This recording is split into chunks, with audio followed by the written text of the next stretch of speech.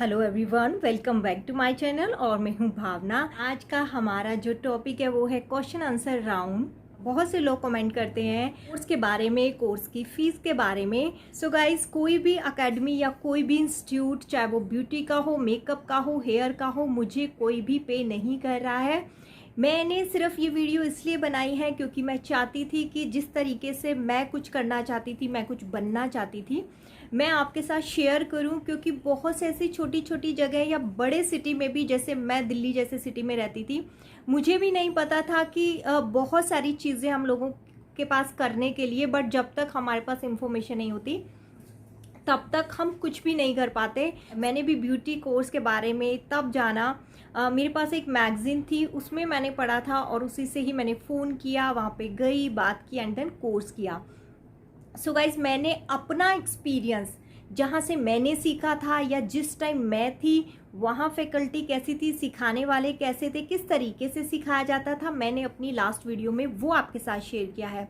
And next video में कोशिश की है कि मैं फ़ीस के बारे में आप तक थोड़ी बहुत इंफॉर्मेशन भी पहुंचा सकूं, तो वो आप लोगों के लिए हेल्प होगी। मैं आपको ऑनेस्ट रिव्यू दूं गाइस, अगर आप फ़ोन पे भी बात करते हो, मैंने भी फ़ोन पे बात की थी, आप किसी भी इंस्टीट्यूट में फ़ोन करेंगे, वो चाहे ब्यूटी इंडस्ट्री हो या कोई भी इंडस्ट्री हो, वो आपको यही बोलेंगे कि आप लोग आके विजिट कीजिए। तो पहले मुझे भी लगा यार बताना नहीं चाहते, बट फिर भी मैं गई। सच बताऊं तो मैं ज़ीरो नॉलेज के साथ गई थी, और जब मैं वहाँ गई तो मैंने बहुत कुछ, मुझे उन्होंने समझाया, मुझे समझ में आया। जब मैं वहाँ गई तो मुझे उन्होंने पूरी चीज़ें क्लियर बताई और मुझे पसंद भी आया। मैं सैलून ओपन करना चाहती थी और मैं गई थी मेकअप सीखने के लिए। मैंने सोचा कि चलो यार मेकअप सीख लेते हैं, ओनर के लिए मेकअप आना ज़रूरी है, बाकी तो हम स्टाफ रख लेंगे। हम एक दूसरे से मिलते थे, तो मुझे यही समझ में आई सबसे बात करने के बाद कि अगर आपको एक पार्लर भी खोलना है तो एटलीस्ट आपको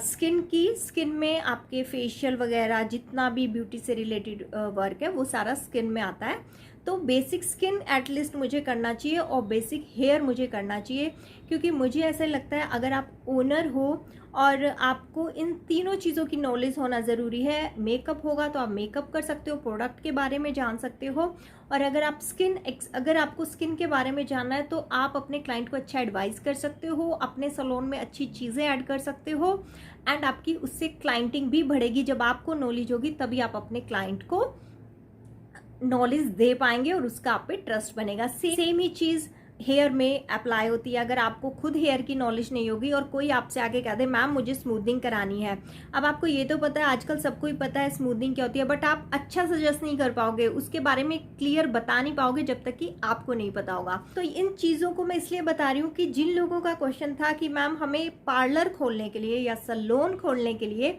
किन चीज़ों को सीखना ज़रूरी है। सो गाइज, एटलीस्ट आपको बेसिक, मतलब 6 मंथ में आपका बेसिक मेकअप, स्किन और हेयर आ जाता है।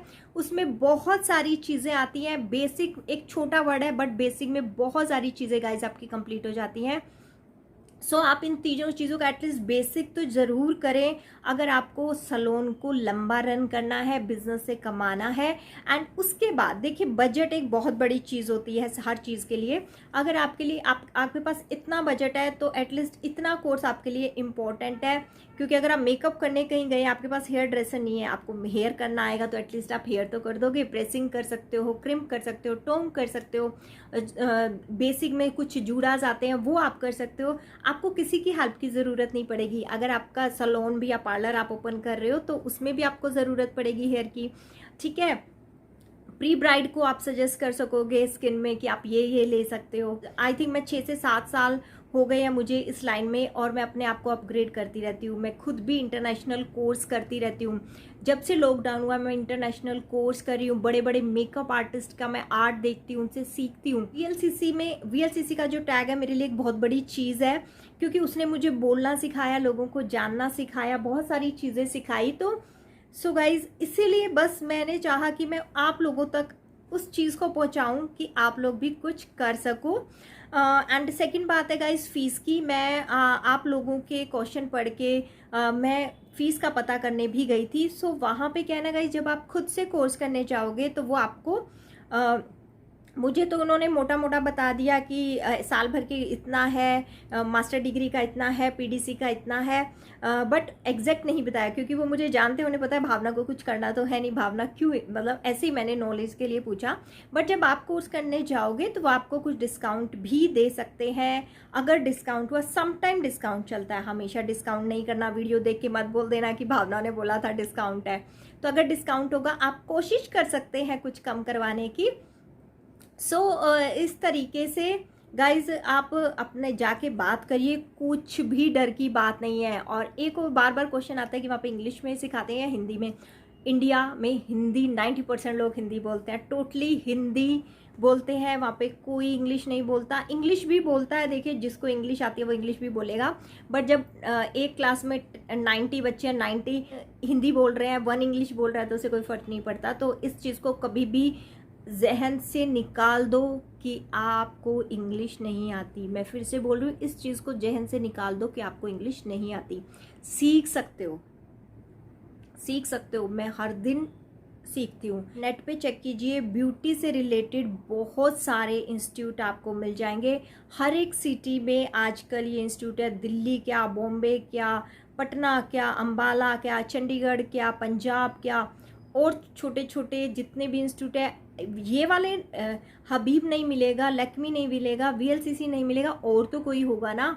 तो आप जाइए, बात कीजिए वहाँ पे जो स्टूडेंट है, स्टूडेंट से। देखिए मेरी एक थिंकिंग है कि जहाँ से आप कुछ भी सीखना चाहें, वहाँ के स्टूडेंट आपको ऑनेस्ट रिव्यू दे सकते हैं जो वहाँ से सीख रहे हैं। और उसमें भी एक के कहने से पे कभी विश्वास मत कीजिए, क्योंकि कुछ ऐसे भी हैं जो सीखना ही नहीं चाहते। कम से कम 8 से 10 लोगों से आप बात कीजिए, उनके रिव्यूज़ लीजिए, डिसीज़न आपको अपने आप मिल जाएगा।